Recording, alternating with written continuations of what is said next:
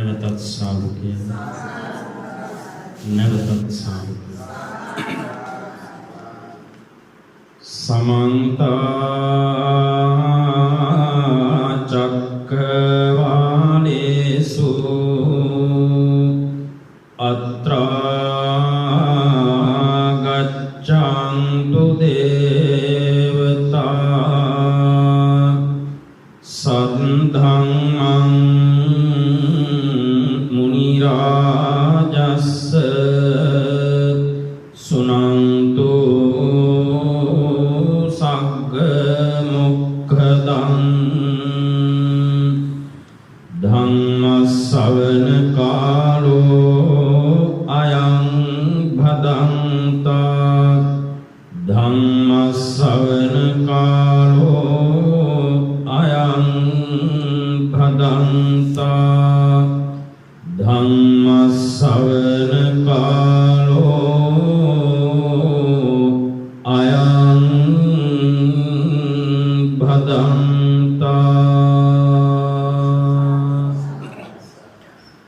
නමෝ තස්ස භගවතෝ අරහතෝ සම්මා සම්බුද්දස්ස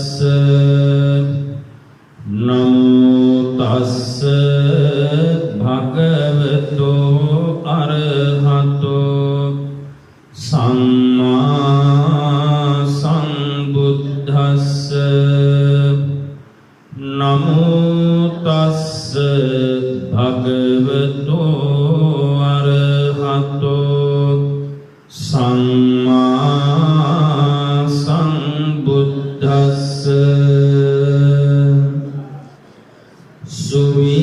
සුවිජානෝ භවං හෝති සුවිජානෝ පරාභවෝ ධම්මකාමෝ භවං හෝති ධම්මදෙස්සේ පරාභවෝති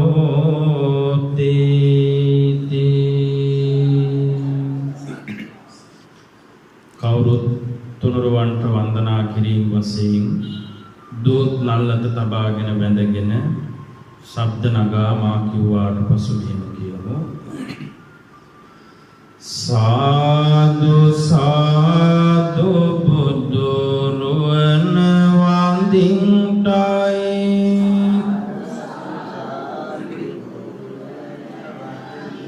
සාදු සාදු සදහම් නමදින්ටයි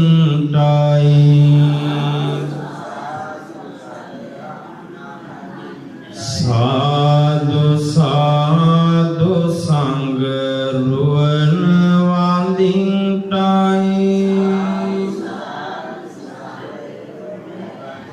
සාදු සාදු තෙරුවන් නමදින්ටයි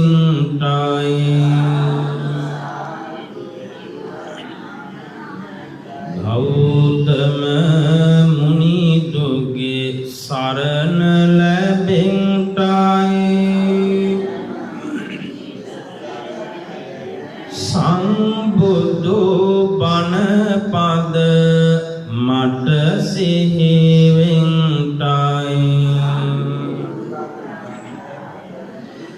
සංඝ ගුණ සිහි කොට ඒ මග යන්ටයි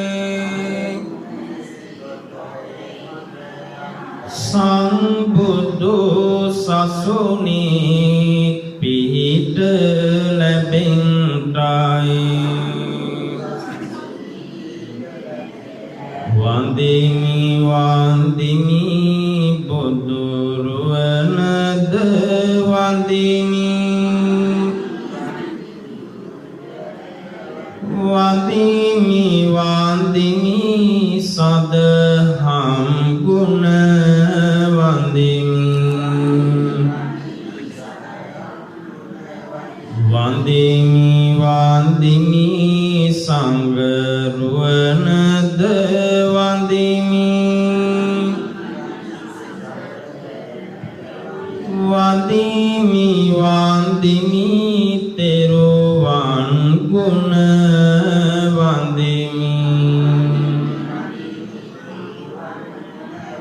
වන්දිමි වන්දිමි තෙරුවන් ගුණ වන්දිමි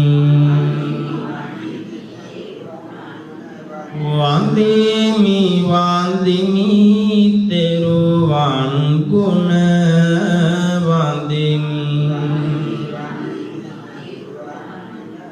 සාදු සාදු සාදු ශ්‍රද්ධා බුද්ධ සම්පන්න කාරුණික වාසනාවන්ත පින්වතුනි ඉල්පුර පසළොස්වක පොහොය දිනේ අපේ විහාරස්ථානයේ උදෑසන සිට මේ මොහොත දක්වාම දාන සීල භාවනාදී පින්කම් ධර්ම දේශනා ධර්ම සාකච්ඡාදී පින්කම් බොහොමයක් සිද්ධ කරලා මේ පිළිවත් සමාදන් වුණ පින්වත් සියලු දෙනාට සිදු කරන ලද අවසාන ධර්ම දේශනාව මේ හැම දෙනා දැන් ශ්‍රවණය කරන්ට බලාපොරොත්තු වන්නේ.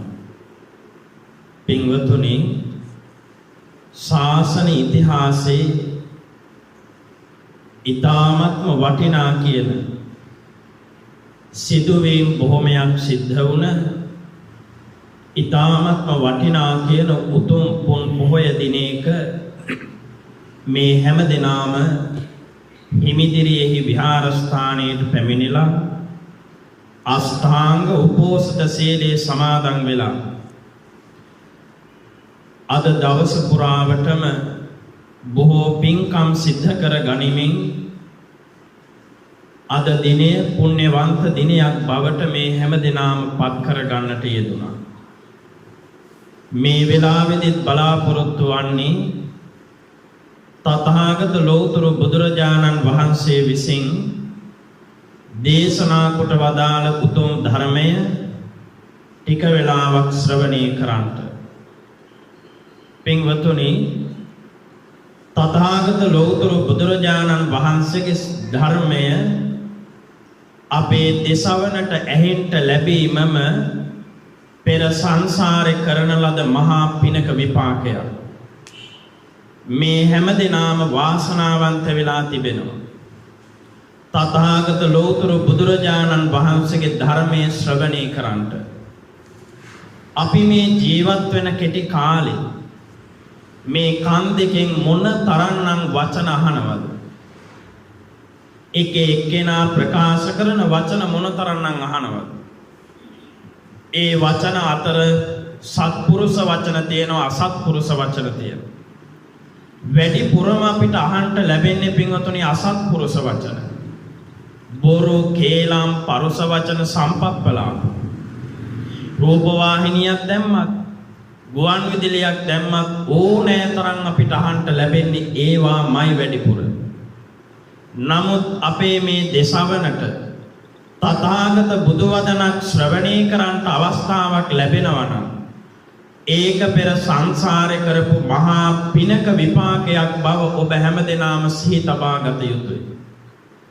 ඒක නිසා මේ වෙලාවේදී තථාගත ලෝතර බුදුරජාණන් වහන්සේ විසින් දේශනා කරන්නට යෙදුන ධර්මය ශ්‍රවණය කරන මේ අවස්ථාවේ ඔබේ හිත මාර වසඟයට පත් නොකර ගනිමින් මේ ධර්මයේ ශ්‍රවණය කරන්නට. බොහෝ අයට මාරයාගේ බලපෑම මේ වෙලාවෙ එල්ල වෙන්න පුළුවන්. ඒ මාර බලපෑම එල්ල වුණාම නොදැනුවත්වම සමහර විට ඔය හේත් වෙලා ඉන්න බිත්ති කොට්ට වෙලා පේන්න බැරි කමක් නැහැ. ඇඳන් වෙලා පේන්න බැරි කමක් නැහැ. ඇරිලා තියෙන ඇස් දෙක වැහෙන්න බැරි කමක් නැහැ. ඒ වගේම ඔබේ මේ හිත නොයෙක් අරමුණු වලට යන්න බැරි කමක් නැහැ. ඒක නිසා හිත පාලනය කරගෙන කලාතුරකින් අපිට තථාගතයන් වහන්සේගේ ධර්මයේ ශ්‍රවණය කරන්ට ලැබෙන්නේ. ඒ උතුම් ධර්මයේ මහා සංඝයා වහන්සේ දේශනා කරනවා. ඒ බණපදේ මම හොඳින් ශ්‍රවණය කරනවා, ධාරණය කර ගන්නවාය කියන හිත තුල දැඩි අදිෂ්ඨානයක් ඇති කරගෙන මේ ටික වේලාව තුල දේශනා කරන ධර්මය හොඳින් ශ්‍රවණය කරන්ට, එසේ ශ්‍රවණය කිරීම තුළින් අප හැම දෙනා අත්පත් කරගන්න උතුම් ධර්මානිසංසය ඉක්මන් භවයකදී උතුම් චතුරාර්ය සත්‍ය ධර්මාවබෝධයේ පිණිසම අප හැමත මේ පින හේතු වාසනා වෙත්වායි ප්‍රාර්ථනා කර ගනිමින් හැම දෙනා ධර්ම ශ්‍රවණය කරන්න. කාරුණික වාසනාවන්ත පින්වතුනි, තථාගත බුදුරජාණන් වහන්සේ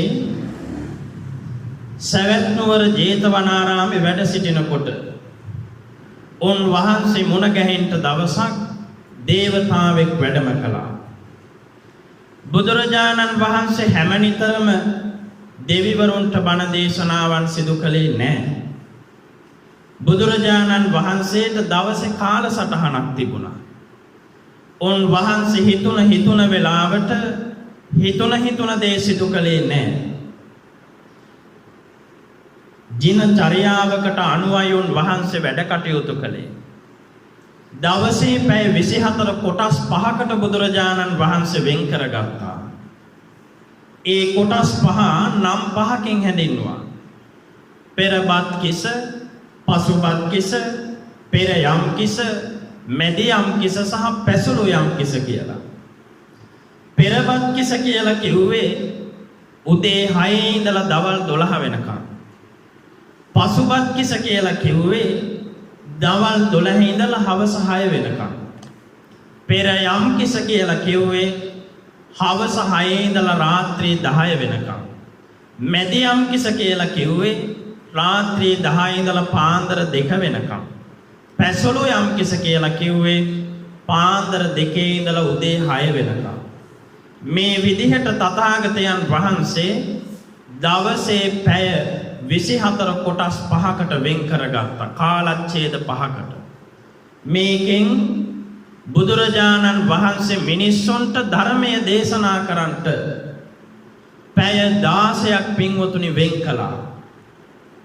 මේ ලෞකිකත්වයෙන් ලෝකෝත්තරත්වයට ගමන් කරන මාර්ගය පැහැදිලි කරන්නට, සම්මා දිට්ඨික පුද්ගලයන් බවට පත් කරන්නට, මේ ලෝකේ අනිත්‍ය දුක්ඛ අනාත්ම භාවය ප්‍රත්‍යක්ෂ කරවන්නට බුදුරජාණන් වහන්සේ සකල ලෝක සත්වයා කෙරෙහි මහා කරුණාවෙන් මේ දවසේ පැය 24න් පැය 16ක් මිනිස්සු වෙනුවෙන් වෙන් කළා.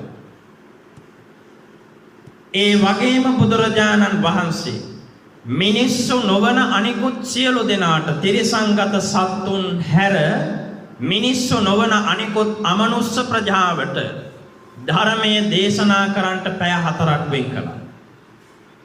ඒ පැය 4ෙනුත් පැය 2ක් දෙවිවරුන්ට, අනිත් පැය 2 බ්‍රහ්මයෝ, ඒ වගේම යක්ෂ ප්‍රේත පිසාචාදී කොට ඇති අමනුෂ්‍යයන්ට ධර්මයේ දේශනා කරන්නට යොදාගත්තා.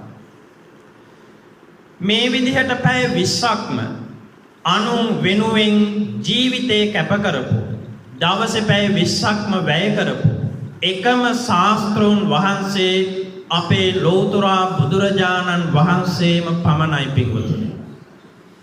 අද අපිට මේ ලෝකේ එක ලොක්කෝ කියන නාමයෙන් හඳුන්වන අය ඉන්නවා. නායකයෝ කියයි, ලොක්කෝ කියයි. ඒ කිසිදු කෙනෙක් පින්වතුනි දවසේ පැය 24න් 20ක්ම අනුන් වෙනුවෙන් වෙන් කරලා නැහැ. අද රාජ්‍ය සේවකයෝ අරගෙන බලන්න, ඕන්වද දවසේ වෙන් කරලා තිබෙන්නේ පැය 8ක් වැඩ කරනවා තියා පැය 4ක්වත් නිසි ලෙස වැඩ නොකරන අය තමයි අපේ රටේ අපිට දකින්න තියෙන්නේ.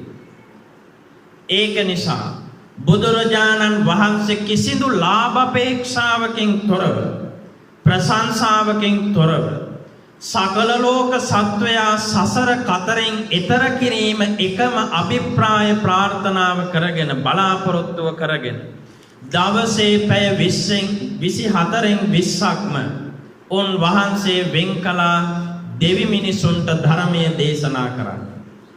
ඊතර වෙන්නේ පැය 4යි. ඒ පැය 4 බුදුරජාණන් වහන්සේගේ සුඛ විහරණය පිණිස වෙන් කරගත්තා.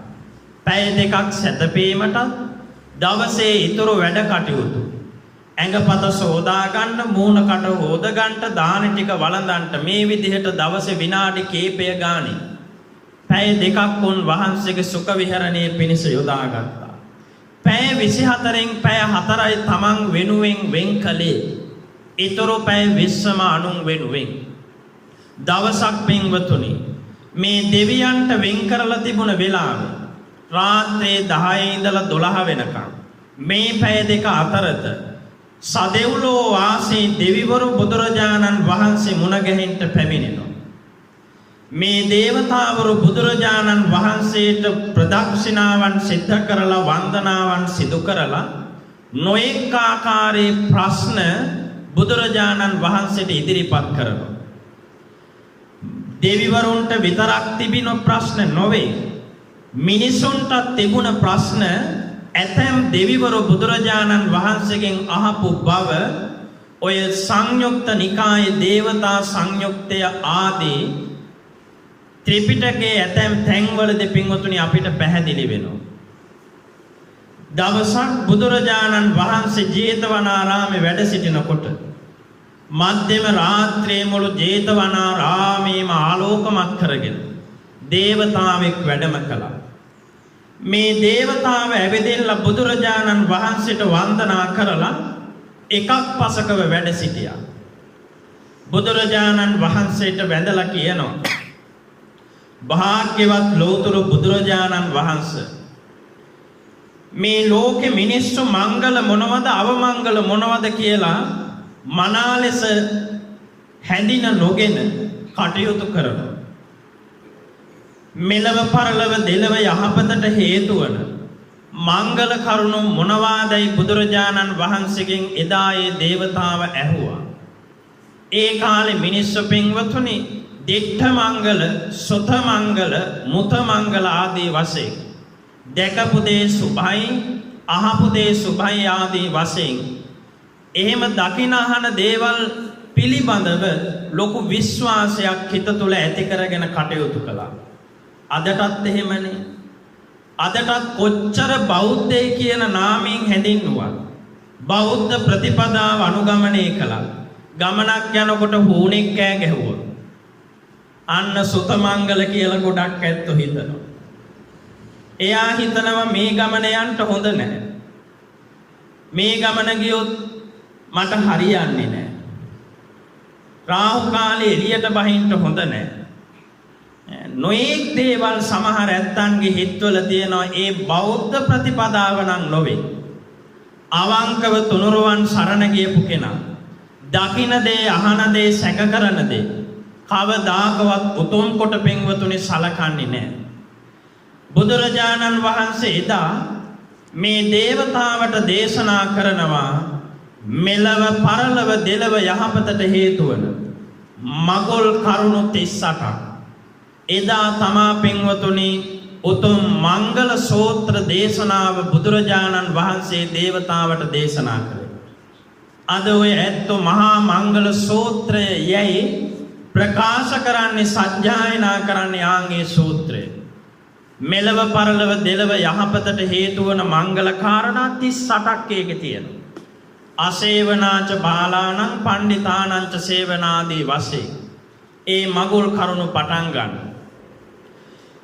මේක අහගෙන හිටපු මේ දේවතාව හොඳින් ධාරණය කරගෙන දිව්‍ය ලෝකයට ගෙහිලා පින්වතුනි දේවතාවරු එකතු පාදා කරගෙන මේක සජ්ජායනා කළා, ප්‍රකාශ කළා. දෙවිවරු සතුටු වුණා.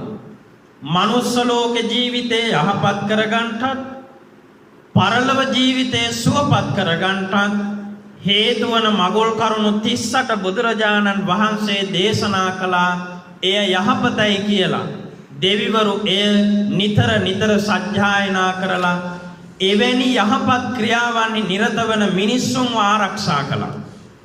මිනිස්සුන්ට රැකවරණය ලබා දුන්නා. මේක අහපු දේවතාවරු ඊට පහුවෙනිද පින්වතුනි මිනිස්සුන්ට දියුණු වෙන්න ඕනේ නම් මංගල කරුණු ජීවිතයට එකතු කර ගන්න ඕනේ. ඒ වගේම මනුස්ස ජීවිතයක් පිරිහෙන කරුණු මොනවාදයි බුදුරජාණන් වහන්සේගෙන් දැනගත යුතුයි කියන අදහස ඇති කරගෙන දස දහසක් ලෝක ධාතුෙහි සිටින දේවතාවරු පිරිවරාගෙන ඊට පහුවෙනිදා භාග්‍යවතුන් වහන්සේ බැහැ දකින්ට වන්දනමාන කරලා මේ ප්‍රශ්නය බුදුහාමුදුරුවන්ට ඉදිරිපත් කරන්නට ඊට පහුවෙනිදා පින්වතුනි මේ දෙවිවරු වැඩම කළා. එදත් අර ජේතවනාරාමයේ ආලෝකමත් කරගෙන මධ්‍යම රාත්‍රියේ වැඩම කරපු මේ දේවතාවරු බුදුරජාණන් වහන්සේට වන්දනා කරලා එකක් පසකව වැඩ හිටියා. මේම වැඩ ඉඳලා බුදුරජාණන් වහන්සේගෙන් අසනවා ස්වාමීනි ඔබ වහන්සේගෙන් මංගල කරුණ මොනවාදයි අපි දැනගත්තා. හැබැයි ස්වාමීනි මේ උතුම් මනුස්ස ජීවිතය පිරිහෙන කාරණා කුමක්දයි අපිට මනාකොට වැටහෙන්නේ නැහැ. අනේ ස්වාමීනි දෙවි මිනිසුන් සහිත මේ ලෝක සත්වයා කෙරෙහි මහත් වූ කරුණාව ඇති කරගෙන අපිට මනුස්ස ජීවිතය පිරිහෙන කාරණාවන් කොපමණ තියනවාදයි දේශනා කරන සේක්වා කියලා බුදුරජාණන් වහන්සේගෙන් ඉල්ලීමක් කළා මේ දෙවිවරු. එදා පින්වතුනි බුදුරජාණන් වහන්සේ මහත් වූ කරුණාවෙන් සියලු ලෝක සත්වයා කෙරෙහි මහා කරුණාවෙන් මනුස්ස ජීවිතය පිරිහෙන කරුණු 24ක් බුදුරජාණන් වහන්සේ දේශනා කළා. ඒ කරුණු 24 ඇතුළත් වෙන සූත්‍ර ධර්මයේ තමයි පරාභව සූත්‍රය කියලා ධර්මයේ තුල සඳහන් වෙන්නේ. ඔය ඇත්ත පෙරිත් පොත් වහන්සේ ගෙවල් වල තියෙනවා. ඒ පෙරිත් පොත් වහන්සේ තුලත් තිබෙනවා දෙවැනි බණවර තුල මේ පරාභව සූත්‍රය. අමතර සූත්‍ර කොටසක් හැටියට තමයි ඒක යොදලා තියෙන්නේ. ධම්සප්පවතුන් සූත්‍රයෙන් පසුව සත්‍ය විභංග සූත්‍රය, ඒ වගේම කසී භාරද්වාජ සූත්‍රය, පරාභව සූත්‍රය, වසල සූත්‍රය ආදී කොට ඇති සූත්‍ර කිහිපයක් එකට තිබෙනවා. දෙවෙනි බණවරෙන් පසුව. එතකොට එතනදී පරාභව සූත්‍රය දැනීගෙන ගන්නට අසන්නට සජ්ජායනා කරන්නට අපේ පින්වතුන්ට ලැබෙනවා. හැබැයි මේ පිරිස් සූත්‍ර දේශනාවන් කියන්නේ පින්වතුනි අහාහින්ට තියෙන එකක් නම් නොවේ. ඇසීම තුළනොත් මහත් වූ පිනක් සිද්ධ වෙනවා සහ ආශිර්වාදයක් ලැබෙනවා. හැබැයි තථාගතයන් වහන්සේගේ ධර්මයේ තියෙන අහන්නටම පමණක් නොවේ. කන් දෙකට ඇහෙන්න දෙන්නටම පමණක් නොවේ. මේ ගත කරන ජීවිතේට එකතු කරගන්නටයි අවශ්‍ය වන්නේ මේ දේශනාව. ඒක නිසා පරාභව සූත්‍රයේදී බුදුරජාණන් වහන්සේ දේශනා කරනවා පළවෙනි මනුස්ස ජීවිතයේ පිරිහෙන කාරණාව. සෝවිජානෝ භවං හෝතේ සෝවිජානෝ පරාභවෝ ධම්මකාමෝ භවං හෝතේ ධම්මදෙස්සේ පරාභවෝ. මේ දෙවිවරුන්ට ප්‍රකාශ කරනවා මනුස්ස ජීවිතයක් දියුණු වෙන හැටි පිරිහෙන හැටි දැනගන්න මම මේ දේශනා කරන කරුණු තුලින් පළවෙනි කාරණය ධම්මකාමෝ භවං හෝතේ. ධර්මයට කැමැති පුද්ගලයා, ධර්මයේ සරණ යන පුද්ගලයා, දස අකුසලයෙන් තොරව දස පුණ්‍ය ක්‍රියාවන් සිදු කරන පුද්ගලයා එයා නිතර දියුණුවටපත් වෙනවා. හැමදාම යහපතෙහි කටයුතු කරනවා. ඒ වගේම තමයි ධම්මදෙස්සේ පරාභවෝ. ධර්මයට ඊර්ෂ්‍යා කරන, ධර්මයට ගරහන, ධර්මයට දොස් කියන පුද්ගලයා හැමදාම නිතරම පිරිහීමටපත් වෙනවා, පරිහානියටපත් වෙන වෑයි තථාගතයන් වහන්සේ දේශනා කළා. කුමක්ද මේ දස අකුසලය? දස අකුසලය කියලා කියන්නේ පින්වතුනි කයින් වෙන වැරදි 3ක් තියෙනවා. වචනෙන් වෙන වැරදි 4ක් තියෙනවා. සිතෙන් වෙන වැරදි 3ක් තියෙනවා. කයින් වෙන වැරදි 3 නම් ප්‍රාණඝාතය, අදත්තා දානය, කාම මිත්‍යාචාරය. වචනෙන් වෙන වැරදි 4 නම් බොරු කීම, කේලාම් කීම, පරුස වචන කීම සහ වැඩකට නැති සම්පප්පලාප ප්‍රකාශ කිරීම. ඒ වගේම මනසින් සිද්ධ වෙන සිතෙන් සිද්ධ කර ගන්න පාප කර්ම, අකුසල කර්ම 3ක් තියෙනවා. අවිද්‍යා, ව්‍යාපාද, මිත්‍යා දෘෂ්ටි. දැඩි ලෝභය, දැඩි තරහව සහ මිත්‍යා දෘෂ්ටිය. මේ කරුණු 10 දස අකුසල් හැටියට තථාගතයන් වහන්සේ දේශනා කරලා තියෙනවා. මේවා ඇති කරගන්න කෙනා කවදාකවත් පින්වතුනි දියුණු වෙන්නේ නැහැ. එයාට යහපත කරා ගමන් කරන්න ලැබෙන්නේ නැහැ. ධම්මකාමෝ භවං හෝතේ කියලා කිව්වේ ධර්මයට කැමති කෙනා දියුණු වෙනවා. ඔය දස අකුසලෙන් තොර වෙච්ච දස පුණ්‍ය ක්‍රියාවන් සිදු කරමින් දාන, සීල, භාවනා ආදී කොට ඇති දස පුණ්‍ය ක්‍රියාවන් සිදු කර ගනිමින් ගත කරන ජීවිතේ යහපත් කරගත්තොත් ඒ පුද්ගලයාට පින්වතුනි මෙලව යහපත දියුණුව අත්පත් කරගන්න පුළුවන් බව බුදුරජාණන් වහන්සේ දේශනා කළා.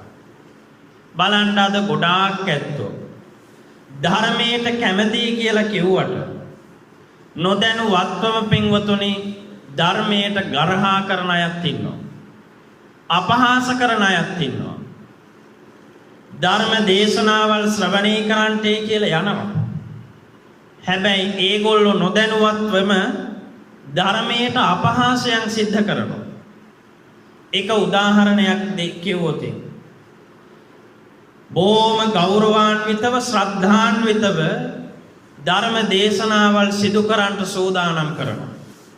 ධර්මාසන සකස් කරලා මුළු ගමේ මැත්තන්ට එන්ටය කියලා ඒ සියලු වතාවත් పూర్ව කෘත්‍යයන් සියල්ලක්ම සිදු කරලා ධර්ම දේශනාව මහා සංඝයා වහන්සේ නමක් වැඩම කරවගෙන සිදු කරගන්න.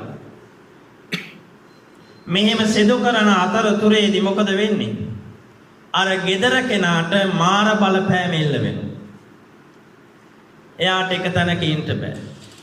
නොයේ අරමුණු හිතට පහළ වෙනවා. අනේ හාමුදුරුවන්ට පැන් එක තිබ්බේ නෑ. පඩික්කම තිබ්බේ නෑ. ගිලම්පස හදන්න වතුර ටික ගැහුවේ නෑ. සැරෙන් සැරේ මොකද වෙන්නේ? නැගිට දුවන්න පටන් ගන්නවා. නැගිට දුවනවා. gedara පින්කම කරන කෙනාට පින්කම සෝදානම් කළා පමණයි පින ඥාන සංප්‍රයුක්තව සිදු කර ගන්නට ලැබෙන්නේ නැහැ. ඒ ඥාන විප්‍රයුක්ත පිනක් බවට ඒ කෙනා නොදැනුවත්ව පත් කරගෙන පින්වතුනි පින්කම මහත්ඵල මහානිසංස වෙන්නේ. ඥාන සංප්‍රයුක්ත පිනක් බවට පත් වෙන්නේ වියදම් කරන මුදලින්වත්, ගහන හට්ටකින්වත්, තියෙන පුටු වලින්වත්, එන පිරිසෙන්වත්, වඩින හාමුදුරුවන්ගෙන්වත් නොවේ. ඒ පින්කමේ ධර්ම ශ්‍රවණය කරනවා නම් ඒක නිසි ලෙස ශ්‍රවණය කළ යුතුයි. සුණාත හොඳින් ශ්‍රවණය කරලා ධාරේතේ ධර්මයේ ධාරණය කරගෙන මතක තියාගෙන චරාත ධම්මේ ගත කරන ජීවිතයට එකතු කර ගන්න ඕන. එසේ එකතු නොකර ගන්න හිතේ තියාගෙන ඉන්න බණෙන් ඇති වැඩක් නැහැ. මතක තියාගන්නෙත් නැති ජීවිතයට එකතු කරගන්නෙත් නැති අහන බණෙන් ඇති වැඩකුත් නැහැ. බහුතරයක් දෙනා පින්වතුනි ධර්මයට නොදැන් එයා ධර්ම ශ්‍රවණය කරනවායි කියලා ගිහිල්ලා පව් සිද්ධ කරගන්න අය සිටිනවා. ධර්ම දේශනාවක් සිදු කරනකොට යමෙක් ඒ තැනින් නැගිටලා යනවනම් එයා පව් 3ක් කරගන්න බව අටුවාවේ විස්තර කරනවා. දේශකයන් වහන්සේ නමක් වැඩ සිටිනකොට ඔන් වහන්සේ ධර්මයේ දේශනා කරනකොට ශ්‍රවණය කරන පිරිසක් ඉන්නකොට මේ දෙගොල්ල මැදින් දේශක ස්වාමීන් වහන්සේ ශ්‍රවණය කරන පිරිසක් මේ මැදින් කෙනෙක් නැගිටලා යනවා නම් එයා පව් 3ක් කරගන්නවා. මොකද්ද පව් 3? පළවෙනි පාපය ධර්මයට කරන නිග්‍රහය හේතුවෙන් කොහොමද ධර්මයට නිග්‍රහයක් වෙන්නේ කියලා හිතෙන්න පුළුවන්. අපි මෙච්චර ගෞරවයෙන් බණ කියන්ට ලෑස්ති කරලා ගමට මෙන්ට කියලා ඔක්කොමත් කරලා කොහොමද ධර්මයට නිග්‍රහයක් වෙන්නේ කියලා හිතෙන්න පුළුවන්. මේන් මෙහෙමයි වෙන්නේ. පින්වතුනි සාමාන්‍යයෙන් මේ සමාජය කොටස් දෙකකට කඩනවා. එක ශිෂ්ට සම්පන්න සමාජය. දෙක අශිෂ්ට සම්පන්න සමාජය. ශිෂ්ටයි කියලා කිව්වේ හැදිච්චකම තියෙන. අශිෂ්ටයි කිව්වේ නැහැදිච්චකම තියෙන.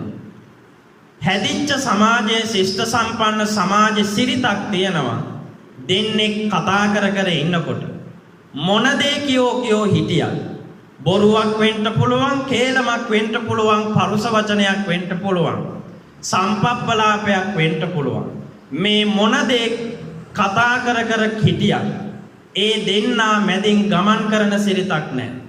ඒක තමයි ශිෂ්ට සම්පන්න සමාජයේ සිරිත. දෙන්නේ කතා කර කර ඉන්නවා නම් ඒ දෙන්න මැදින් යන සිරිතක් නැහැ. මෙතන කරන්නේ කුමක්ද? සාරා සංකල්පලක්ෂ ගණනක් මුළුල්ලේම දාන ආදී පාරමී ධර්ම සම්පූර්ණ කරලා නවා සංකල්පලක්ෂයක් මනෝ ප්‍රනිධානය සම්පූර්ණ කරලා හත් සංකල්පලක්ෂයක් වා ප්‍රනිධානය සම්පූර්ණ කරලා මේ ලෝකේ මිනිසයන් අතර ශ්‍රේෂ්ඨතම වූ ලෝතර සම්මා සම්බුද්ධත්වයට පත්වෙච්ච ලෝතර බුදුරජාණන් වහන්සේ විසින් දේශනා කොට වදාළ ධර්මයයි අපි දැන ඉගෙනගෙන ඔබට දේශනා කරන්නේ. එවැනි දේශනාවක් සිද්ධ කරනකොට දේශක ස්වාමීන් වහන්සේ ශ්‍රවණය කරන පිරිසක් දෙගොල්ලෝ මැදින් යමින් ගමන් කරනවා නම් ඔබම හිතලා බලන්න ඒක ශිෂ්ටද අශිෂ්ටද කියලා. අර කේලමක් බොරුවක් කිය හිටියත් ඒගොල්ලෝ මැදින් ගමන් කරන්නේ නැතිකොට මෙච්චර ශ්‍රේෂ්ඨ කලාතුරකින් කල්ප ගානකින් ලෝකෙ පහළ වෙන ලෝතර බුදුරජාණන් වහන්සේ නමක් දේශනා කරපු ධර්මය මේ දේශනා කරා. එවැනි ධර්මයක් දේශනා කරනකොට ශ්‍රවණය කරන පිරිසක් දේශක ස්වාමීන් වහන්සේත් මැදින් යන්නේක ධර්මයට කරන පින්වතුනි අපහාසයක්. එයා පළවෙනි පාපේ සිදු කර ගන්නවා ධර්මයට කරන අපහාසයේ හේතුව. දෙවෙනි පාපේ දේශක ස්වාමීන් වහන්සේගේ හිත වෙනස් කිරීම. දැන් ඔය ඇත්ත දිහා මම මගේ net යොමු වෙලා ඔය ඇත්ත දිහා බලාගෙන තමයි මම මේ ධර්ම දේශනාව සිදු කරන්නේ. හැබැයි සමහරුන්ගේ නම් ඇස් වැහිලා තියෙන්නේ. මගේ ඇස් දෙක ඇරිලා තියෙන්නේ. ඔය ඇත්ත දිහා බලාගෙන මම මෙතන ධර්ම දේශනාව සිදු කරනකොට යමෙක් මෙතනින් නැගිටලා ගියොත් ඒ කෙනාව මට හොඳට පේනෙනවා. ඒ කෙනා දැක්ක ගමන්ම මේ ගලාගෙන එන දහම් කරුණු අබමල් රේණුවක තරම් හරි පුංචි හෝ වෙනසක් මගේ හිත තුළ ඇති වෙනවා. ඒ ධර්ම කාරණාවල් මේ ගලාගෙන එන දහම් කරුණු වල වෙනස ඇති උනේ කවුරු නිසාද? නැගිට කෙනා නිසායි. එතකොට දේශක ස්වාමීන් වහන්සේගේ මේ ධර්ම දේශනා කරන මේ හිතුවිලි පරම්පරාවම මොහොතකට හරි වෙනස් කළේ නැගිට කෙනයි. නැගිට කෙනා නිසා දේශක හාමුදුරුවන්ගේ හිතුවිලි පරම්පරාව වෙනස් වුණා. විනාතකට හිත යොමු කළා. ඒ පාපේ අයිති වෙන්නේ කාටද? නැගිට කෙනාට. තුන්වෙනි එක ශ්‍රවණය කරන පිරිසේ හිත වෙනස් කිරීම. දැන් ඔය ඇත්තෝ ඇස් දෙක අරගෙන ඉන්නවා නම් යමෙක් මෙතනින් නැගිටලා යනකොට ඔය ඇත්තන්ට පේනෙනවා. එයා දිහා බලන්නේ නැද්ද? ටක් ගාලා බලනවා. පිටිපස්සෙන් නැගිටලා ගියත් පිටිපස්ස හැරිලත් බලනවා. බලලා විතරක් නිකන් ඉන්නවද? ඇයි මෙයා නැගිට්ටේ? මොකටද නැගිට්ටේ? කොහෙටද යන්නේ? මොනවද කරන්නේ ආදී වශයෙන් නොයෙක් හිතුවිලි ඔබේ හිත තුළට පහළ වෙනවා. අර ධර්මයට හිත යොමාගෙන හිටපු පිරිසේ හිත වෙනස් කළේ කවුද? කවුද වෙනස් කළේ? මාර බලපෑම බොහෝ දෙනෙකුට ඇති වෙලා නිදි මත ඒ හිත වෙනස් කළේ නැගිට කෙනයි. ඒක නිසා බුදුරජාණන් වහන්සේගේ ධර්මය කලාතුරකින් අහන්න ලැබෙන්නේ ඒ ධර්මය අමාරුවෙන් හරි පින්වතුනි ශ්‍රද්ධාවෙන් ශ්‍රවණය කළ යුතුයි. නොදැනුවත්වම බොහෝ ඇත්තෝ ධර්ම දේශනාවල් සිදු කරගන්න තැන්වලදී ඔය පාප කර්මය සිදු කරගන්න. පින්කම කරන කෙනා ලොකු වියදමක් කරලා gedara පින්කම කරන්නේ. හැබැයි එයාට පින යහපත් ලෙස සිදු කරගන්න අවස්ථාව වාසනාව ලැබෙන්නේ නැහැ. නොඑක් කටයුතු වෙනුවෙන් එයාට දුවන්න වෙලා එහෙට මෙහෙට. ධර්මයට කැමති කෙනා දෙවුණු වෙනවායි කියලා ප්‍රකාශ කරන්නේ අඩුම තරමේ පින්වතුනි. මේ ධර්මයේ කොච්චර ඇහුවත් ඉවර වෙන්නේ නැහැ. ඔබේ ජීවිත කාලේ දැන් ඔබට අවුරුදු 60ක් නම් ඔබ හිතලා බලන්න. මම අවුරුදු 60ට බණ කීයක් අහලා ඇද්ද? මේ අවුරුදු 60ටම ආපු බණ මගේ ඔළුවේ තියෙනවද? මට මතකද? නෑ පිටුතු. සමහර විට ගිය මාසේ අහපු බණවත් මතක නෑ. අද උදේ අහපු බණවත් සමහර විට මතක නෑ. ඒ වුණාට මතක තබා ගන්න මෙන්න මේ කාරණය. බණ අහනවා කියන එකම නොවේ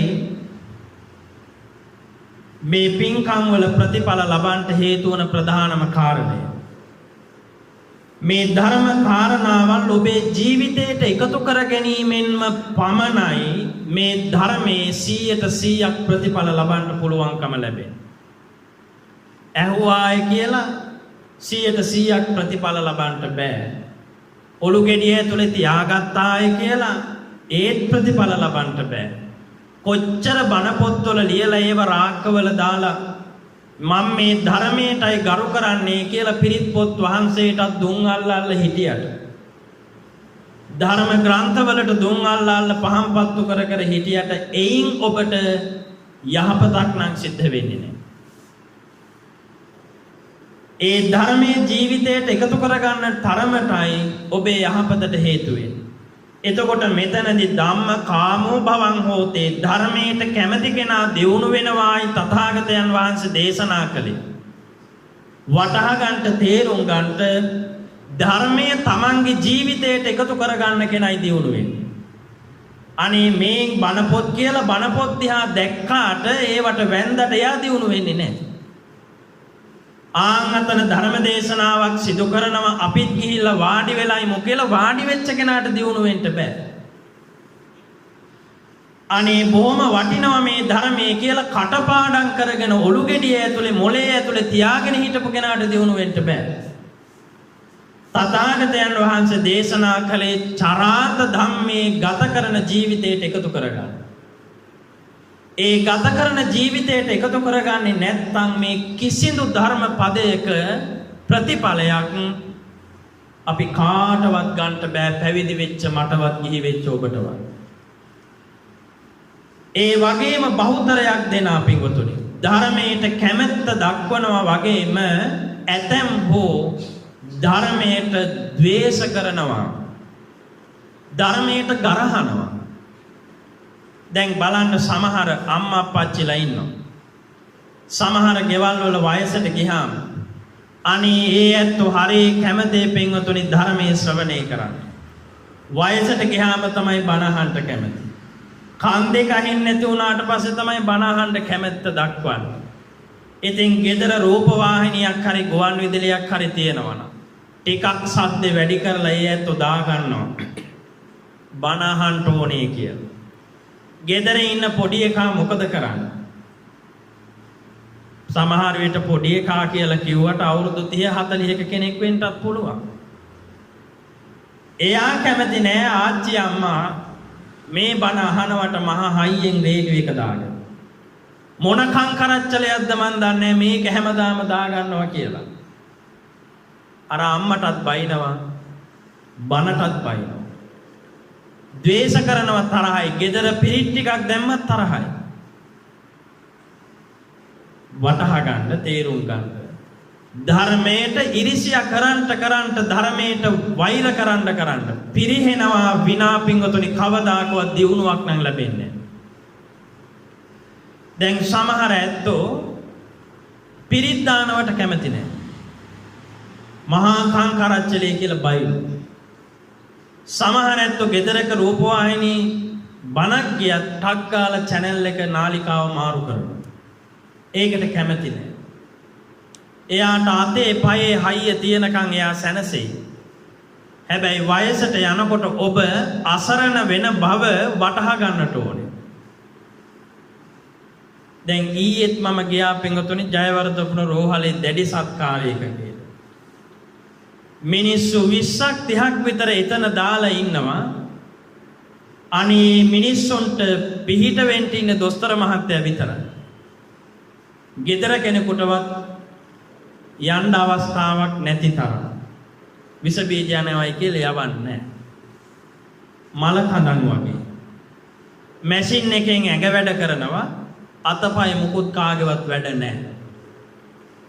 දුක් විඳිනවා. අනන්ත ප්‍රමාණ දුකක් විඳිනවා.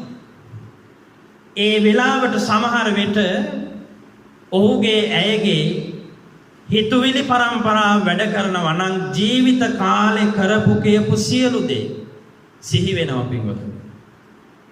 මම ධර්මානුකූල ජීවිතයක් ගත කළා නම් ඒ සියල්ලක්ම අර ඇඳට වැටිලා ඉන්න වෙලාවේ මතක් වෙනවා. ඒ වෙන වැඩක් නැහැ. කරපු සියලු දේ මතක් වෙනවා. අපේ හිත නිකන් ඉන්නේ අපේ ඇඟ වැඩ නොකලත් හිත වැඩ කරනවා පිටුතුන. දැන් බලන්න ඇඳට වෙලා කිසිම වැඩක් නොකොට ඉන්නකොට වැඩිපුරම නිකන් ඉන්නකොට නෙමෙයිද මතක් වෙන්නේ කියලා. වැඩක් කරනවා නම් කිසි ගැටලුවක් නැහැ.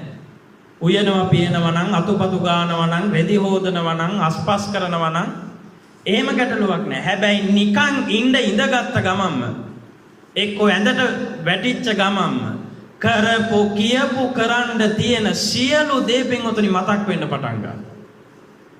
අර ලෙඩ ඇඳේ වැටිලා ඉන්න බහුතරයක් දෙනාට පින්වතුනි මතක් වෙනවා ජීවිත කාලේ කරපුවා.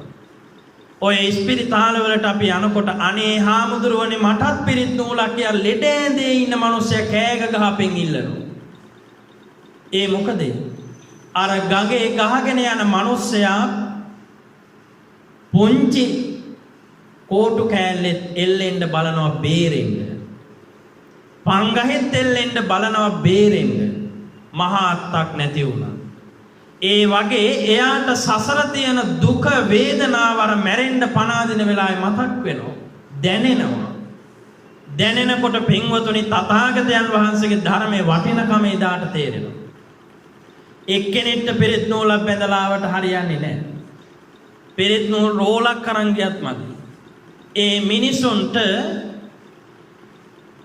උත්සාහ කරන්නේම අනේ මට මේකෙන් පිහිටක් තියනවා ය කියන දැඩි විශ්වාසය ඇති කරගෙන ඒ වෙලාවේ පිරිත් නූල් ඉල්ල ගන්නවා. දැන් මට තව අත්දැකීමක් තියෙනවා.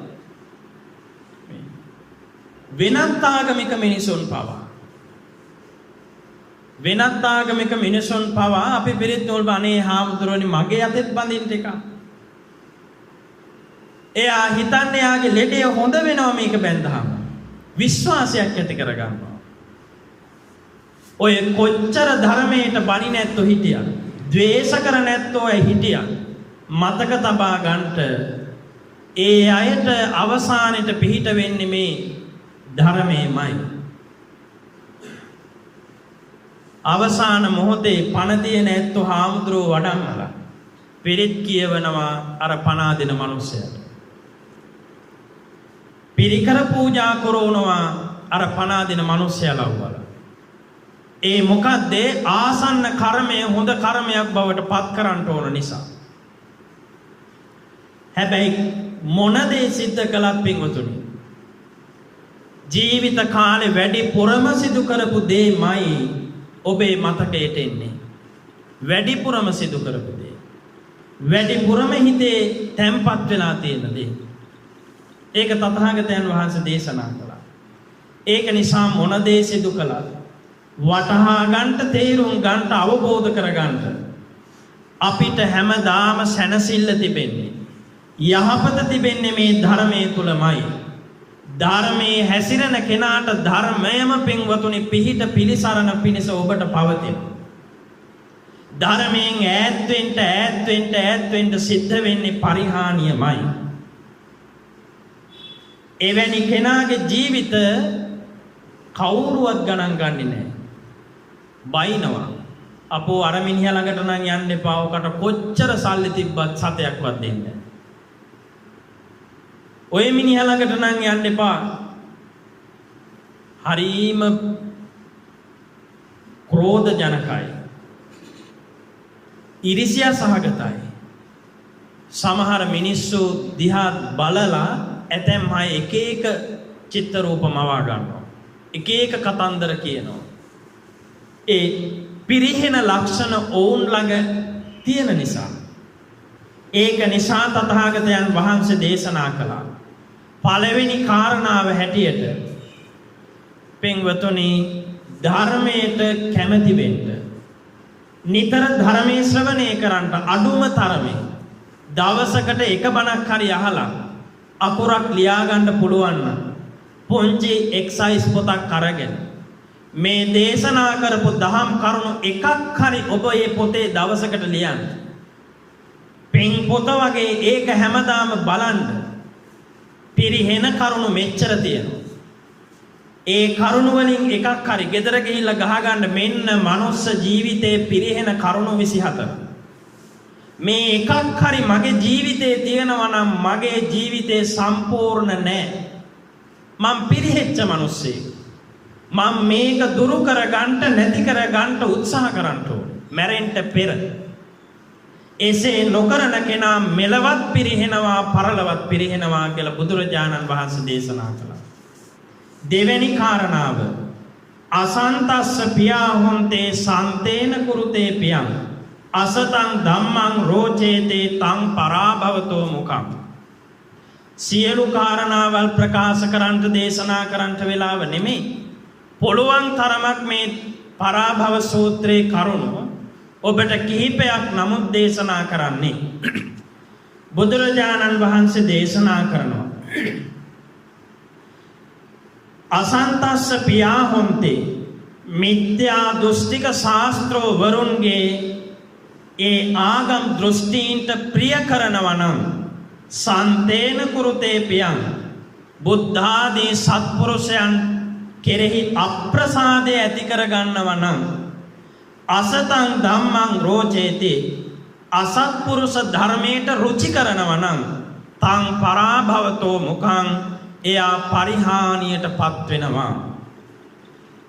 මිත්‍යා දෘෂ්ටික ශාසනයන්ට ප්‍රිය කරන අය. මිත්‍යා දෘෂ්ටික කියලා කිව්වේ ඔය වැරදි ආගම් වැරදි දෘෂ්ටීන් අනුගමනය කරන ආගම් බොහොමයක් තියෙනවා. ආගම් විශ්ලේෂකයෝ පරිේශකයෝ නිරීක්ෂකයෝ පින්වතුනි පැහැදිලි කරනවා වර්තමානයේ ආගම් තියෙනවා ලෝකේ 4760 ගණනක්. මේ ආගම් අතර බුදු දහමට විශේෂිතයි. ඒ බුදු දහම විශේෂිත උනේ අහසට පොළොව වගේ පරස්පර දෙයක් මේ බුදු දහම තුල දේශනා කරන්නේ අනිත් ආගම් වලට වඩා. ඒ සියලු ආගම් වල දේශනා කරන්නේ මේ සියල්ල සැපයි. මේ සියල්ල තුලින් මේ සියල්ල නිට්ටයයි සැපයි ආත්මයි කියලා තමයි අනිත් සියලු දර්ශනවල ප්‍රකාශ කරන්නේ. හැබැයි බුදුදහම තුල බුදුරජාණන් වහන්සේ දේශනා කරේ මේ සියල්ල ලෝකේ සංස්කාර ධර්මයන්ගෙන් හටගන්නා සියල්ල සබ්බේ සංඛාරා අනිච්චා සියලු දේ අනිත්‍යයි. සබ්බේ සංඛාරා දුක්ඛා මේ සියලු සංස්කාරයෝ දුකයි. සබ්බේ සංඛාරා අනාත්තා මේ සියලු සංස්කාරයෝ අනාත්මයි. අරගොල්ලෝ නිට්ටයයි සුඛයි ආත්මයි කියපු දේ පොළව වගේ. බුදුරජාණන් වහන්සේ අනිත්‍යයි දුක්ඛයි අනාත්මයි කියපු දේ අහස වගේ. අහසයි පොළවයි අතර කොච්චර අභ්‍යන්තර වෙනසක් තියෙනවද? තේරුම් ගන්න. වෙන කිසිම ආගමකට සමාන කරන්නට බැරි ආන්ගේ නිසයි බුදුදහම. සියලු ආගම් වල ඉගෙනවීම එකයි කියලා සමහර ඇත්තෝ කියනවා. කිසිසේත්ම පින්වතුනි ඒක ස්ථිර කරන්න බෑ. බුදුරජාණන් වහන්සේ දේශනා කළේ අනිත් කිසිදු ශාස්ත්‍රවරයෙක් දේශනා කරපු එකක් නෙමෙයි. දැන් වර්තමානයේ අදට බුදුහාමුදුරුවෝ ලෝකේ පහළ වෙන්න පෙර තිබිච්ච ආගමක් තියෙනවා. මොකද්ද? ප්‍රධාන ආගම් අතර බුදුහාමුදුරුවෝ ලෝකේ පහළ වෙන්න මේ ගෞතම බුදුරජාණන් වහන්සේ ලෝකේ පහළ වෙන්න පෙර, ඒ කියන්නේ මීට වසර 2564කට පෙර තිබුණ ආගමක් තමයි ජෛන ආගම කියලා කියන්නේ. ජෛන මහා වීරයන් විසින් ඉදිරිපත් කරපු දහම නිගණ්ඨ දහම. ඒ දහම අදටත් තියෙනවා ඉන්දියාවේ. බොහෝ බැතිමතුන් පිරිසක් ඒ ජෛනවරුගේ පිහිට පතනවා. ඒ ජෛනවරුන්ට දන් දෙනවා. ජෛන ආගම වැළඳගෙන ඒ ප්‍රතිපත්ති අනුගමනය කරනවා. හැබැයි පින්වතුනි මතක තියාගන්න. සමහර අය කියනවා ඒ ජෛන මහාවීර විසින් නැත්තම් නිගණ්ඨනාත පුත්ත විසින් කියන ධර්මයේ බුදුදහමට සමානයි කියලා. හැබැයි බුදුදහම නම් නොවේ. බුදුදහමට සමාන වෙන්න පුළුවන් යම් කරුණු එකක් දෙකක් තුනක්. අපේ බුදුරජාණන් වහන්සේ දේශනා කළේ මේ සියල්ල සිත මත සිද්ධ වෙන දේවල්. හිතින් හිතලා තමයි කර්ම රැස් කරන්නේ අපි. චේතනාහම් භික්ඛවේ කම්මං වදාළා. හැබැයි නිගණ්ඨ ඇත්තෝ කියන්නේ මේ සියල්ල සිද්ධ වෙන්නේ කය මතයි. අතින් පයින් තමයි ඔක්කොම කරන්නේ කියලා. සම්බන්ධ කරන්න බෑ. ඒ ජෛන මහාවීරගේ ඇතැම් ජීවන ලක්ෂණ බුද්ධ චරිතය හා සමානයි කියලා කියන. හැබැයි බුදුදහම නම් නොවේ. බුදුරජාණන් වහන්සේගේ චරිතය නම් නොවේ. සමාන වෙන්නේ ඇතැම් කරුණු පමණයි. ඒ බුදුවරයෙකුට මේ ලෝකේ මිත්‍යා දෘෂ්ටිකේ කවදාකවත් සමාන කරන්න බෑ. මේ භවත්‍රයේ ශ්‍රේෂ්ඨතම ආත්ම භාවයක් හැටියට, සැපවන්තම ආත්ම භාවයක් හැටියට දිව්‍ය ලෝකේ දෙවිවරු හඳුන්වනවා. ඒ දෙවිවරු පින්වතුනි උතුම්ය කියලා අපි වඳිනවා. හැබැයි සක්‍ර දේවේන්ද්‍රයාගේ පටන් සියලු දේව සභාවල්, දෙවි දේවතාවරු බුදුරජාණන් වහන්සේගේ පාදූවිල්ලක් තරම්වත් පින්වතුනි වටින්නේ නැහැ. ඊටත් වඩා පහත් ඒ දෙවිවරු වටහා ගන්න, තේරුම් ගන්න. බුදුරජාණන් වහන්සේ දේශනා කළ අසන්තස්සපියා හොන්ති මිත්‍යා දෘෂ්ටිකයන්ගේ ඒ ආගම්, ඒ ශාසනවලට ප්‍රිය කරන කෙනෙක් ඉන්නවා නම් ආන් ඊයත් පිරිහෙනවා. දැන් බලන්න, බෞද්ධ කියලා ඉන්න බහුතරයක් දෙනා බෞද්ධ කියන නාමයෙන් ඉඳගෙන බෞද්ධ ප්‍රතිපත්ති වලින් තොරව වෙනත් මාර්ගවල ගමන් කරන ඇත්තෝ ඇත්ත දැකලා නැද්ද? ඕනෑ තරම් ඉන්න. උදාහරණ එකක් දෙකක් පමණක් කියන්නම්. වටහා ගන්න ඕන නිසා, අවබෝධ කරවන්න ඕන නිසා. දැන් බලන්න, සමහර ඇත්තෝ මේ දේවවාදී සංකල්පවල කටයුතු කරනවා. බුදුරජාණන් වහන්සේට එහා ගිය දෙවිවරු ඉන්නවායි කියලා සමහර ඇත්තෝ දෙවි දේවතාවුන් වහන්සේලා තමයි ඔළුව උඩ තියන්නේ. සමහර ගෙවල් වල පින්වතුනි බුදු කුටිය ගත්තහම ඒ බුදු කුටියේ වටේටම තියලා තියෙන්නේ මොනවද? එක විකෘති රූප වලින් පෙළෙන දෙවිවරුන්ගේ රූප කායවල. ඒවත් නැත්තම් රූප පින්තූර. මතක තබා ගන්න හොඳට. බුදුවරයෙක් කියලා කියන්නේ මේ ලෝකේ පහළ වෙන ශ්‍රේෂ්ඨතම උත්තමේ. ඒ බුදුරජාණන් වහන්සේ සහ මුලින්ම රාගය දුරු කරලා තියෙනවා. සහ මුලින්ම ද්වේෂය දුරු කරලා තියෙනවා. සහ මුලින්ම මෝහය දුරු කරලා තියෙනවා. ඒකයි වීත රාගෝ, වීත දෝසෝ, වීත මෝහෝ කියලා බුදුරජාණන් වහන්සේට කියන්නේ. හැබැයි දෙවිවරු රාගයෙන් පෙළෙන පිරිසක්. රාගයෙන් පෙළෙන්නේ නැත්තම් මේ උකුල උඩ එක ගෑනු කෙනයි අනිත් උකුල උඩ තව ගෑනු කෙනයි තියන් ඉදීද?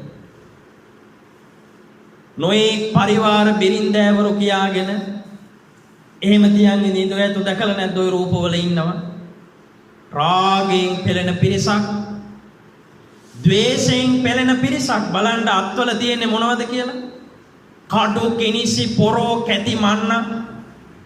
දහසකුත් අත්වල නොයෙක් දේවල් තියාගෙන ඒවා කරන්න පුළුවන් කියන හැඟීමෙන් කටයුතු කරන්නේ. ඒ වගේම මෝහයෙන් පිරිච්ච පිරිසක්.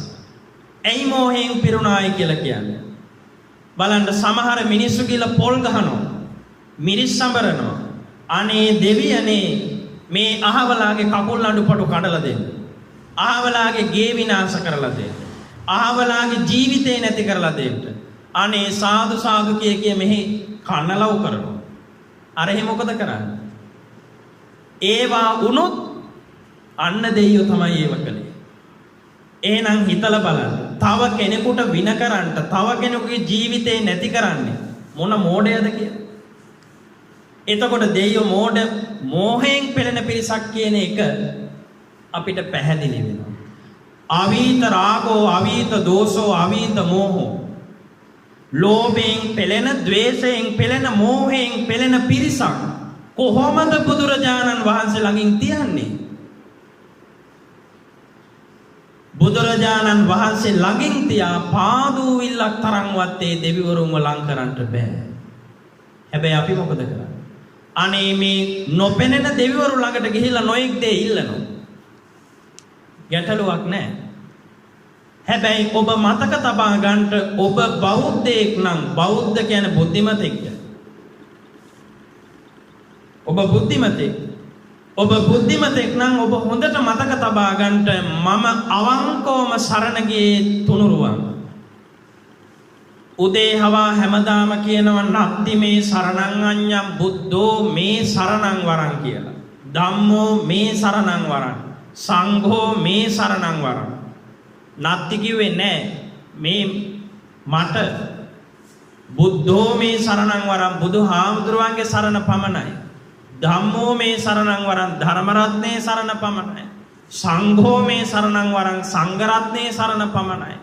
මෙහෙම කියා කුමක්ද කරන්නේ? එහෙම කියා ආපහු බෝධියට පස්සහරවල ගිහිලා දෙයයන්ට වදිනවා. ඒක තමයි අපි කරන්නේ. ඒක නිසා වටහා ගන්න. මෙන්න බුදුරජාණන් වහන්සේ දේශනා කළ පිරිහෙන දෙවෙනි කරුණ.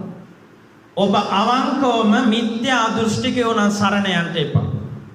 මිත්‍යා දෘෂ්ටික සරණ ගියොත් ඔබට මෙලව පිරිහෙන්න හේතු වෙනවා. බහුතරයක් දෙනා පිටුතුනි ඒ පිරිහීම ලබලා තියෙන්නේ. දැන් බලන්න බුදුරජාණන් වහන්සේගේ ශාසනය උගන්වන එකදු දෙවි කෙනෙක්ටවත් සමහරු පින් දෙන්නේ නැහනේ. ශාසනය උගන්වන 15 ඉන්න දේව කොට්ටාසේ භූමාට දෙවිවරු කියලා හඳුන්වනවා. භූමාට දේව ගණයට තමයි ඔය අයිති වෙන්නේ සියලුම ගෘහාරාරක්ෂක දෙවිවරු, ඉෂ්ඨකාමී දෙවිවරු, ඊළඟට පලාත් බාර, ගම්බාර ආදී කොට ඇති දේව සභාවල් භූමාට දේව ගණයේ හිලා සලකනවා. ඒ ගස්වලට අධිග්‍රහිත රුක්ෂාදිෂ්ඨික දෙවිවරු පිළිබඳව සඳහනක් තියෙනවා. ගෙවල් රකින්න දෙවිවරු පිළිබඳව සඳහනක් තියෙනවා. ඔය දේවතා සංයුක්ත අටුවාවේ පින්තුනේ මේ පිළිබඳ විස්තර වෙනවා. එතකොට ඔය දෙවිවරු අතර සිටිනවා සතරවරන් දෙවිවරු කියලා කොටසක්. ඒ සතරවරන් දෙවිවරුන්ගේ ප්‍රධාන රාජධානි හතරක් තියෙනවා. චාතුම් මහා රාජික කියලා කියන්නේ ඒකයි. චතු කියලා කිව්වේ හතරට. මහා රාජධානි හතරක් තියෙනවා. ඒ පළවෙනි දිව්‍ය ලෝකේ. උතුර, දකුණ, බටහිර, නැගෙනහිර මේ පැති හතරේ මහා රාජධානි හතරක්. ධ්‍රසරාෂ්ට්‍ර, විරෝධ, විරෝපාක්ෂ, වෛශ්‍රවණ කියන මේ දෙවිවරු හතර දෙනාගේ පාලනයට යටත් වෙලා තියෙනවා. හැබැයි අපි සතරවරන් දෙවිවරු කියලා පින් දෙන වෙනත් කොහෙදෝ උගන්වන වෙනත් ආගමක කියවෙන දෙවිවරු හතර දෙනෙක්ට තමයි සතරවරන් දේවාලේ නැත්තම් සතරවරන් දෙවියෝ කියලා වඳින්නේ. ඔය හතර දෙනාට කවදාකවත් පින් දෙනවද? හිතලා බලන්න. ඊළඟට බුදුරජාණන් වහන්සේ දේශනා කර දෙදෙව්ලොවට අධිපති ශක්‍ර දේවේන්ද්‍රයා. සක්‍රදේවේන්ද්‍රයා කිව්වේ දිව්‍ය ලෝකේ නායකයා ප්‍රධානියා. හැබැයි කවුද සක්‍රදේවේන්ද්‍රයාට පින් දෙන්නේ? සක්‍රදේවේන්ද්‍රයාගේ වරප්‍රසාදයක්වත් ලැබෙන්නේ නැහැ ගිය දවසට.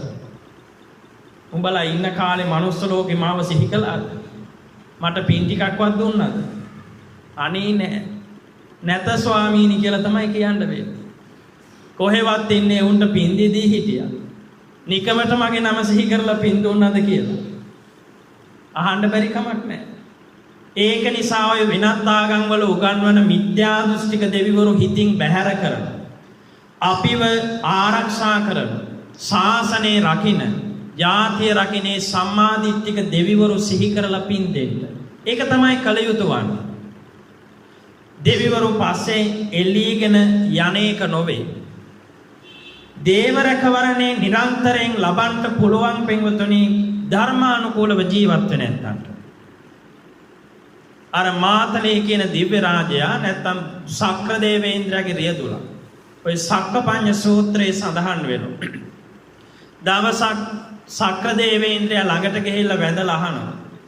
ස්වාමීනි ඔබ වහන්සේ උදේ හවස ඔටුන්න ගලවල පැත්තකින් තියලා කඩපොල් ආසනින් බැහැලා හතර දිශාවට නමස්කාර කරන්නේ මොකද කියලා.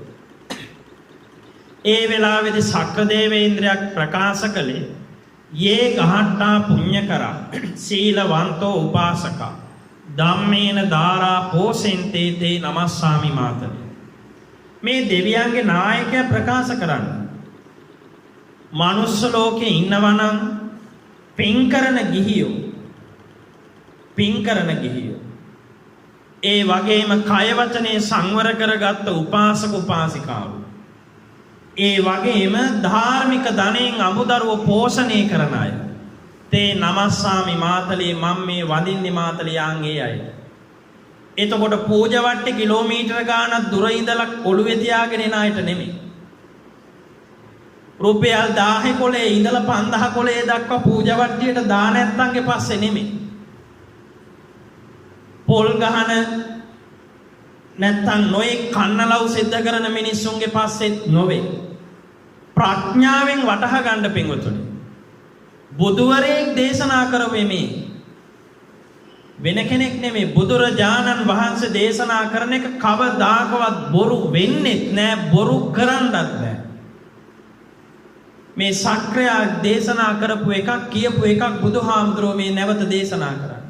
එදා සක්‍රයා කිව්වේ අපිට මෙහෙමයි. එතකොට අමුතුවෙන් දේව රැකවරණේ ලබන්න උවමනාවක් නැහැ. පින් කරන සිල් රකින්න ධාර්මිකව ජීවත් වෙන මිනිස්සුන්ට. ධර්මානුකූලව ජීවත් වෙන මිනිස්සුන්ට.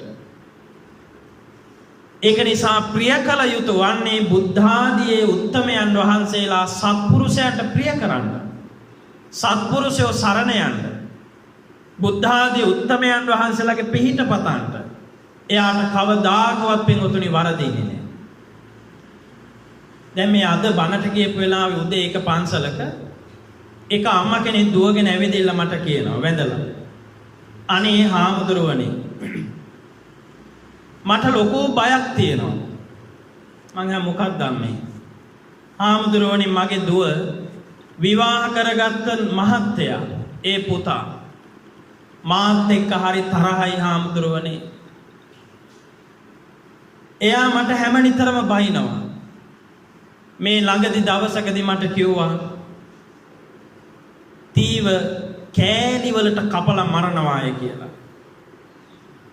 අනේ හාමුදුරුවනේ මගේ දුවත් ඇවිදින්න ඒක මට කිව්වා. මෙහෙම මහත්තයා කිව්වාය කියලා. හාමුදුරුවනේ ඒ වෙලාවේ ඉඳලා මට පුදුම බයක් හිත තුල තියෙන්නේ. හාමුදුරුවනේ මාව මරයිද? ඒ අම්මා හරි අසරණයි පිටුතුනේ. දුකෙන් පසුතැවිල්ලෙන් ඇවිදින්න වැඳගෙන මගෙන් ඇහුවේ හාමුදුරුවනේ අම්මා මාව මරයිද පුතා? ඒ වෙලාවේදී මට කියන්න බෑ පින්වතුනි මරයිද නැද්ද කියන එක. මම උත්තරයක් දුන්නා මෙන්න මෙහෙම. අම්මා සිල් රකින්නවා. පන්සල් යනවා. බණ භාවනා කරනවා. හැමදාම උදේ හවස අම්මා හරියට බුදුන් වඳින්න. අම්මා හැමදාම බුදුන් වැඳලා තුනුරුවන්ගේ සරණ ප්‍රාර්ථනා කරලා තුනුරුවන් ගුණ සජ්ජායනා කළ සත්‍යක්‍රියාවක් කරන්න.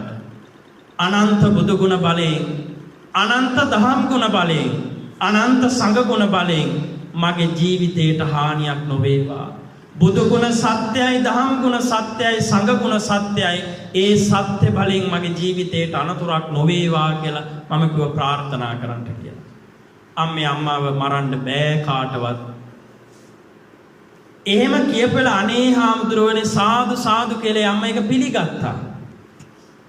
ඒක නිසා පිඟුතුනි අපිට තියෙන එකම සරණ, එකම පිහිට රත්නත්‍රයේ සරණයි. ඒ සරණ ජීවිතේ හැමදාම හිස් මුදුනින් පිළි අරගෙන තුනුරුවන්ගේ සරණ ජීවිතයට ඔබ එකතු කරගන්න. කවදාකවත් තුනුරුවන් අමතක කරන්න එපා. දැන් ගොඩක් තරුණ ඇත්තන්ට තුනුරුවන් එපා වුණාට බුදුහාමුදුරුවෝ කියන්නේ පිළිමයක් වගේ කියලා හිතන ඇත්තෝ ඉන්නවා. ධර්මයේ කියන්නේ බණ පොතක් වගේ කියලා හිතන ඇත්තෝ ඉන්නවා. හාමුදුරුවෝ කියන්නේ සිවුරක් දාගෙන ඔය අපි වගේ මිනිස්සු කියලා හිතන් ඉන්නවා. හැබැයි ඊට එහා ගියපු උත්තරීතර පිරිසක් සංඝ පිරිස කියන්නේ. ධර්මයේ කියලා කියන්නේ මේ පුංචි පොතකින් පේන එකක් නෙමෙයි. ඒක මනසට දැනෙන එකක් පින්වතුනි. ජීවිතයට එකතු කරගන්න තරමට ජීවිතේ ලබන සැනසීම කුමක්ද කියලා ධර්මයේ තුලින්, ධර්මයේ කියන්නේ කුමක්ද කියලා ජීවිත සැනසීමෙන් ඔබට ප්‍රත්‍යක්ෂ කරගන්න පුළුවන්. නැතුව මේ බණ පොතක් කියවුව තරමට බණ කියන්නේ මේකේ, ධර්මයේ කියන්නේ මේකේ කියලා එහෙම තේරුම් ගන්නට බෑ. බුදුරජාණන් වහන්සේ කියන්නේ මේ පිළිමයක්, ඒකට වැන්දහම ඇති, එහෙම තේරුම් ගන්නට බෑ. බුදුරජාණන් වහන්සේ කවුද කියලා දැනෙන්නේ බුදු ගුණ නිතර මෙනෙහි කරන කොටයි. බුද්ධානුස්සතිය වඩන කොටයි. අනේ හිතට දැනෙන සැනසෙල්ල මෙපමණයි කියලා පිටුතුනි කියන්න බෑ. ඒක නිසා ඔබට අවසාන මොහොතේ පිහිට වෙන්නේ තුනුරුවන්. කවදාකවත් ඔබේ ජීවිතේ ඔබට පිරිහෙන්න වෙන්නේ නැහැ තුනුරුවන් අවංකව සරණ යන කෙනාට. හැමදාම ඔබට සිදු කරන්නට කාර්යයක් සිහිපත් කරලා මං ධර්ම දේශනාව නිමා කරන්නම්. මොකද මේ පරාභව කරුණු 24ම ප්‍රකාශ කරන්නට වෙලාව නෙමේ. පැය 24ක් වුණත් ප්‍රකාශ කරන්නට කියන්න පුළුවන් ධර්ම දේශනාවක් මම මාතෘකා කරගත්තා. හැබැයි මේ එකක් දෙකක් දහම් කරුණු ඔබට මතක් කළේ පිරිහෙන දහම් කරුණු මෙනෙහි කරන්නට, ඒ වාගෙන් තොර වෙච්ච යහපත් වූ ජීවිතයක් අනුගමනය කරන්නට හිත තුල අදිෂ්ඨානයක් කරගන්නට. ඔබ හැමදාම රාත්‍රියේ නිදාගෙන උදේ පිබිදෙනකොට ඇඳෙන් පොළවට පය තියන්ට පෙර සිහි කරන්නට මට බුදුරජාණන් වහන්සේගේ සරණ, ධර්ම රත්නයේ සරණ, සංඝ රත්නයේ සරණ පමණමයි තිබෙන්නේ. ඒ අනන්ත තුනුරුවන් සරණින් මගේ ජීවිතේට යහපතක්ම සිද්ධ වේවා කියන ප්‍රාර්ථනාව කරලා හිතුවිල්ල ඇති කරගෙන අර ඇඳෙන් තියාගෙන හිටපු කකුල් දෙක පොළවට තියන්න. පොළවට තියපු කකුල් දෙක, ඒ කකුල් දෙකත් එක්ක ඔබ නැවත මෙනෙහි කරන්ට අද දවසේ මම මැරෙයිද දන්නේ නැහැ. පළවෙනියට සිහි කරන්න තුනුරුවන් ගුණ, දෙවෙනුවට සිහි කරන්ට අද දවසේ මම මැරෙයිද දන්නේ නැහැ. ඒක නිසා මම කල යුතු වන්නේ අජ්ජේව කිච්ඡං ආතප්පං. අද කල යුතු දේ මම අදම කරන්න ඕනේ. හෙටට මම කල් දාන්නේ නැහැ. මගෙන් වෙන්න ඕනේ යුතුයකම්, වගකීම්, කාර්යයන්. ඒව මනා ලෙස මම හැඳිනගෙන වටහාගෙන මම අද කල යුතු දේ අදම කරනවා. හෙට කරන්න ඕනේ මම හිතන්නේ නැහැ. මගේ ජීවිතේ අදින් ඉවර වෙයිද දන්නේ නැහැ. කෝ ජඤ්ඤා මරණං සුවේ, හෙට මැරෙයිද කියලා කවුද දන්නේ? ඒක නිසා මම පළමුවෙන් ඇඳෙන් කකුල් දෙක පොළවට තියන්ට පෙර ඇඳ උඩ ඉඳගෙනම තුනුරුවන් සත්‍යයේ සත්‍ය බලයෙන් මගේ ජීවිතයට යහපතක් වේවා කියලා ප්‍රාර්ථනා කරලා කකුල් දෙක පොළවට තියලා මරණානුස්මෘතිය වඩන්න. එතකොට උදේම භාවනා 4ක් ඔබ වඩලා මොනවද? බුද්ධානුස්සතිය වඩලා, ධම්මානුස්සතිය වඩලා, සංඝානුස්සතිය වඩලා, මරණානුස්මතිය වඩලා ඊට පස්සේ වැඩ පටන් ගන්න. වරු ගණනක් කියන්නේ නැහැ, විනාඩි ගණනක් කියන්නේ නැහැ. තප්පර ගණනෙන් හොඳ හිතුවිල්ලෙන් ඔබ නැගිට්ටේ. රාත්‍රියේ නිින්දට යනකොටත් ওই වැඩේ කරන්න. කකුල් දෙක පොළවෙන් ඇඳට ගන්නට පෙර මරණානුස්මෘතිය වඩන්න මම අද රාත්‍රියේ මිය යයිද දන්නේ නැහැ.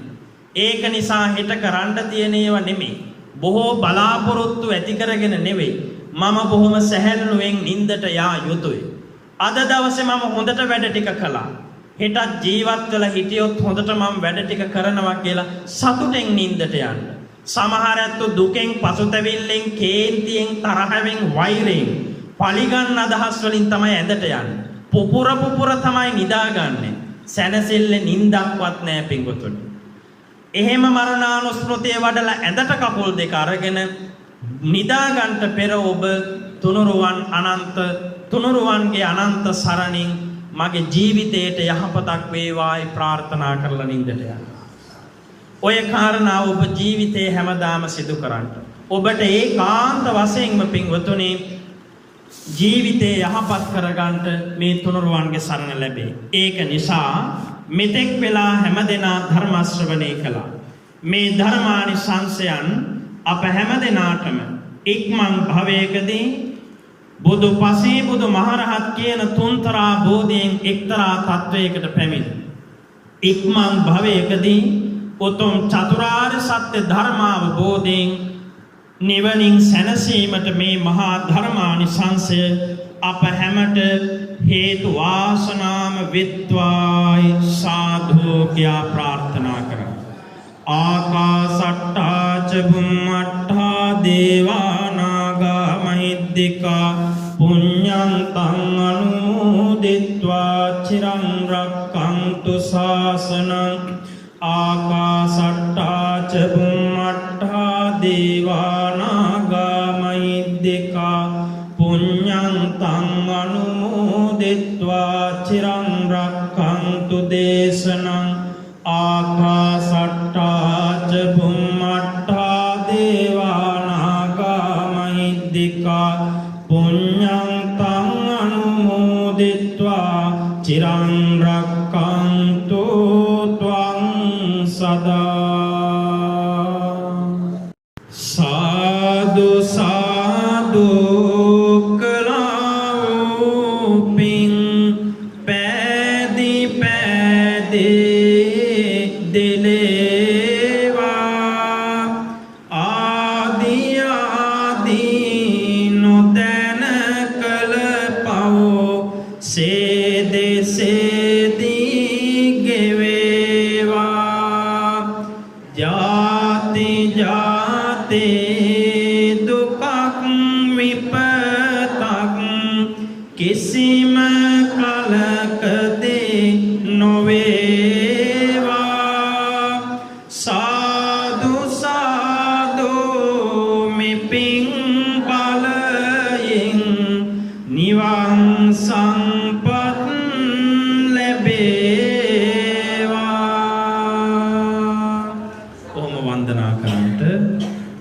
අභිවාදන සීලස්ස නිච්ඡං වද්දාපචායිනෝ චත්තාරෝ ධම්මා වඩ්ඩන්තේ ආයුවන්නෝ සුඛං බලං ආයුරාරෝග්‍ය සම්පත්ති සග්ග සම්පත්ති මේවච අතෝ නිබ්බාන සම්පත්තේ හිමිනාතේ සමිජ්ජතෝ.